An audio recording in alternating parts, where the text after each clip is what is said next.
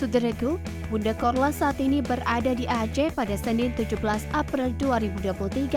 Hal tersebut terlihat dari unggahan akun pribadi Bunda Korla @korla_2 yang tengah berada di salah satu hotel bintang 4 di Banda Aceh. Kedatangan Bunda Korla ke Aceh turut ditemani oleh Crazy Rich Aceh asal Gayo, Sheila Saukia. Sheila Saukia pun mengajak Bunda Korla berkeliling mengunjungi kediamannya yang seperti istana tersebut. Tidak hanya itu, Sheila juga mengajak pemilik nama lengkap Cynthia Korla Priscilia itu untuk melihat rumah pertama yang dulu ia gunakan saat merintis usahanya. Di mana rumah sepetak yang kini juga dibeli olehnya menjadi saksi bisu perjuangan Crazy Rich Aceh asal Gayo ini saat memulai bisnisnya. Bahkan, Bunda Korla terlihat tidak percaya dengan apa yang dilalui oleh Sheila Saukia saat masih merintis bisnis bajunya. Melihat perbandingan rumah Sheila Saukia dulu dan sekarang sangat jauh berbeda.